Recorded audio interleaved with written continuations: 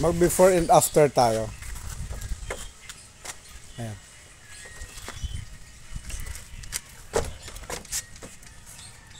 Gawin nating kahoy ang ano. Gawin nating kahoy ang lata. Ay ang yero. Ay yero.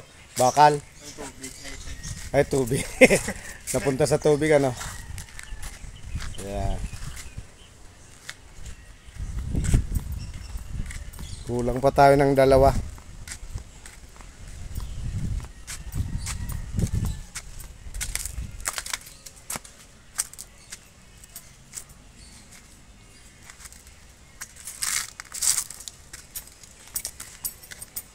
Balik sa dati.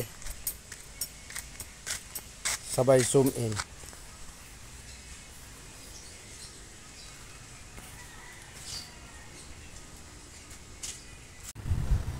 Good afternoon po muli mga kasanay. Ito po yung karugtong ng ating mga binivideo at ng mga picture natin na may kulay white na bakod. Ito na po siya ngayon. Ginawa na natin kulay kahoy. Ayan mga kasanay. Ayan. Lapitan natin mga kasanay kung yung iba. Tingnan natin kung makikita natin. Against the light yata mga kasanay. Doon tayo sa loob mamaya. Ayan o. Ganda yan. Isang buong bakod at saka yung main gate.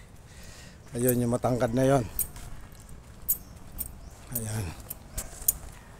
Ayan. Dito tayo sa loob mga kasanay. Ayan. Bali tingnan natin yung yung ginawa nating bakod. Ayan. Tubular po yung mga kasanay. Ang ginawa nating parang kahoy. Ayan. Parang may hibla ng kahoy at saka binarnis. Ayan po. May mga bakat ng buko, tapos kilabot ng kahoy. Ayun mga kasanay. Gandun po yan sa dulo. Doon. Ayan, doon. Sa dulo na yan. Tingnan natin yung pinakang dulo. Ayun. Ayan. So, ayun mga kasanay.